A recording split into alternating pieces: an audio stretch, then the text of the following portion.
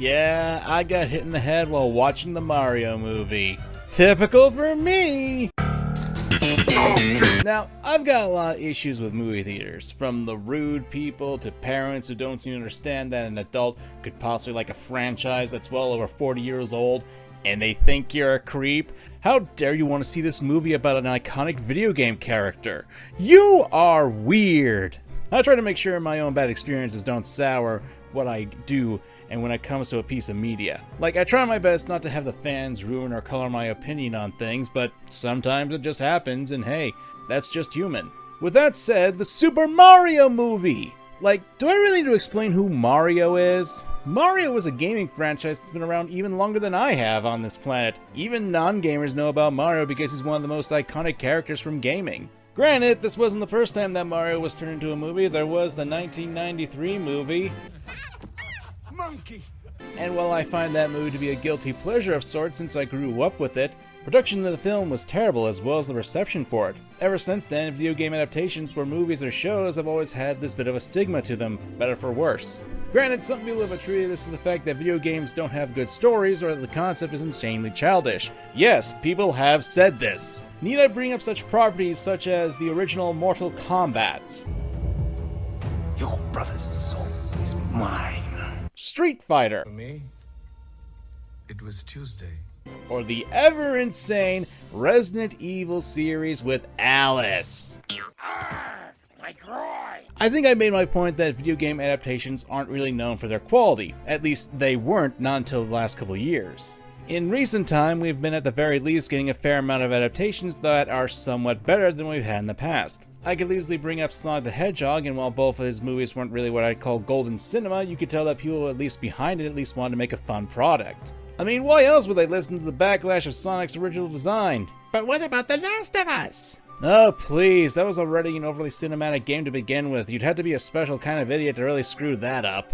Of course, I have no real interest in that one, and that's not really the focus of this video. Rather, Super Mario Bros! We're the Mario Brothers, and plumbing's a game. Before this came out, there was quite a bit of a kerfuffle with a number of things. First, there was the fact that this was being made by Illumination, a company that's known for not having the best products in films and creating the cancer that is the Minions. God, strike me down for these yellow freaks.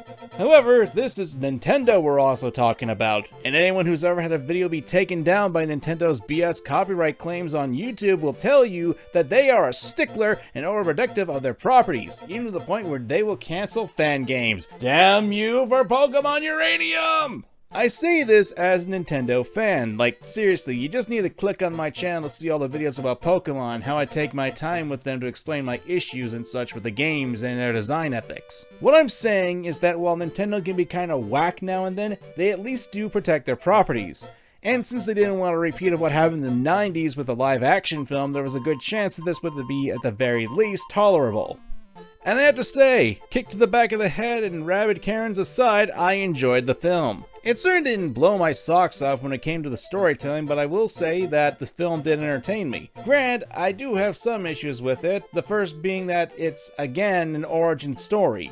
I don't know about you guys, but frankly when it comes to films nowadays, I've become rather jaded with origin stories. It's part of the reason why I don't care for a lot of the new superhero films, since these type of films often waste a lot of time and energy just to explain what happens and how the characters get to where they are. Doesn't help that it's also become a lot more saturated too.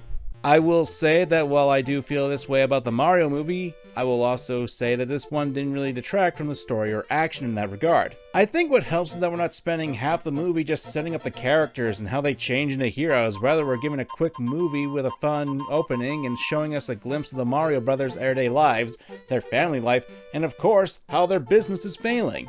It's short, sweet, and to the point before a massive flood in the streets of Brooklyn emerges and Mario sees it as a golden opportunity to make a name for his and Luigi's business. And before long, when they're in the sewers, they get sucked into a magic pipe that brings them into the more fantastical world that is from the Mario games. Is this an isekai? Now, I'm not going to give a lot of spoilers for this movie, but at this point, this is probably where I should give a bit of a warning, because I do want to talk about some of the scenes that really stood out in my head. Then again, I don't really think spoiler warnings are necessary, because everyone's played a Mario game or at least seen it. There's a reason why "your princess is in another castle" is actually being said in this movie. One of the things that really drew my attention to Mario was all the references to not only Mario games but other Nintendo properties. Like, we started out the movie in a pizza parlor that's a reference to Punch-Out. There's a Jumpman arcade cabinet within that pizza parlor. Mario plays an old SNES with Kid Icarus in it. Pauline is seen in the film. We get to see Bowser dressed up in his Mario Odyssey outfit. And probably one of my more favorite scenes is when Donkey Kong makes his entrance and they legit use the Donkey Kong rap for him. Although I do think it's kind of scummy not to credit Grant Kirkhope, who eventually composed the rap. Damn it, Nintendo!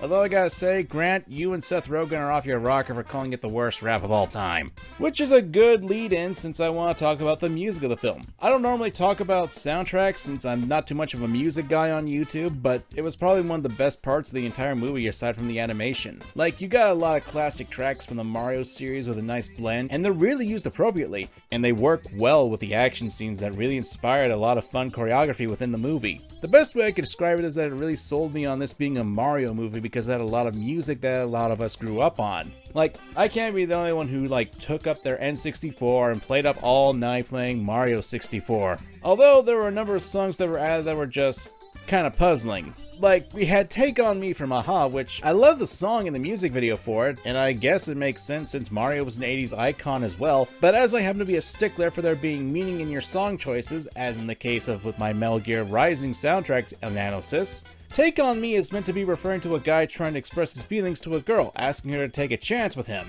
There isn't really anything like that in the film, at least with Mario and Peach, especially since this song is being played when Mario, Peach, and Toad are racing through the Kong Kingdom to meet with Cranky Kong. I'm not saying that this is a detriment to the movie or anything, but if anything, this song could have been used with Bowser, since his goal is to actually woo Princess Peach into marrying him. And no, that's not a spoiler, that's literally been Bowser's goal ever since the beginning of the franchise. Still, we also get a song that is charming in its own way, but not as subtle or impactful like Take On Me. Oh, peaches, peaches, peaches, peaches, peaches, peaches, peaches, peaches, peaches, peaches. I love you. Oh. Ooh, look, another segue into talking about the performances. Frankly, I enjoyed a lot of the performances for the characters. There were a lot of people who were upset or confused that Chris Pratt was going to voice Mario, and while I don't think he's a perfect fit, he certainly wasn't terrible for the role. If you were just going off the previews that were shown, where we hear some of the lines he reads, then you're probably going to assume the worst. But I feel as though Pratt did a decent job. My only real complaint is at the start of the film, Mario has an Italian accent for the commercial, but then it just kinda disappears after that. I know that Chris Pratt said that he wasn't gonna do an Italian accent, but that just kinda rubs salt in the wound if you ask me. And Charles Martinet, who's been doing the voice for Mario for over 3 decades, you wanna know what's really wild? Charles Martinet is in the movie, he just voices Mario's father and other characters.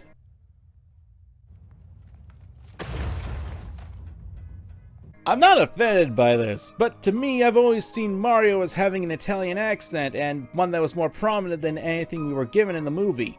Pratt doesn't do a bad job, but Martinet just clinches it for me. It's a side effect of the guy being a part of my childhood when I was playing the games that he voiced Mario in. I will say that the other actors did pretty well, but I need to say something that I've wanted to say concerning voice acting for a while. I'm not a huge fan of having celebrities being as voice actors in animation. To me, it's less of how the character is acted and who is acting the character. Again, a lot of people got upset that Pratt was the voice actor for Mario. And I can understand why, not to make an entire video about this, but whenever there's a chance for a property to jump to the silver screen, there's always that need to have more notoriety for the characters to be voiced by big name talents. I'm not trying to slam Chris Pratt or anyone's voices in this movie, and I'm certainly not saying that celebrities can't be good voice actors. This is more of a preference. Hell, I know a few people who swooned when they learned that Idris Elba was voicing Knuckles the Echidna. I was less than amazed by it, but I thought he did a good job in the Sonic 2 film. I will say, with Jack Black as Bowser, I mean, it works, and it really works with the more hammy scenes, but that's because most of the time Bowser doesn't really speak all that much in the games. Hell, from my memory, the only time that Bowser actually spoke in games with an actual voice line was Super Mario Sunshine. That's my boy. Well put, son. The Royal Cooper line is as strong as ever. But for now, let's just rest a while. So, it isn't that big of a deal to me. As for Seth Rogen as Donkey Kong, well, aside from him not wanting to do anything special for the voice, it's kind of the same boat for me, since the only voice I can recall for Donkey Kong is this Nightmare Fuel. Come on, Candy. I'll take you home. All right. You're still my little love monkey. God, the memories came back looking up this clip. What the hell was this show, and why does it still haunt me to this day? Hey, guys, want to have some fun? If this video gets 30k likes, I'll make a video talking about the Donkey Kong cartoon show. I'll put myself through some arduous torture if you guys do it. You guys aren't gonna do it. Right?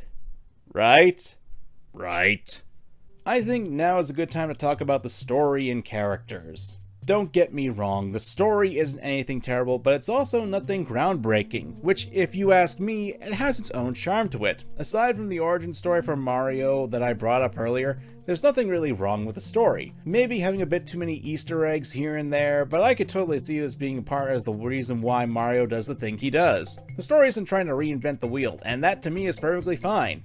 You don't need to do anything big to make a fun movie. The thing I have an issue with concerning the video game adaptations is that there's a lot of additions or changes that detract from the actual charm from the original. Like, I'm not going to complain about the wedding scene in Sonic 2. A lot of people didn't care for the more human elements of the plot though, and I can see where they're coming from. Or the additions and changes to the plot of The Last of Us that can be interesting at best or just, filler at worst. That's not the case for the Mario movie. Maybe it's Nintendo gripping on Illumination's leash with a very tight death grip, but you can tell that the movie really does respect its source material. If there was one thing I do think that needed to be changed, it'd be the character interactions. For the runtime, there really wasn't that many interactions between Mario and Bowser, and I know with the story, with how it's written, it doesn't make a whole lot of sense to do it.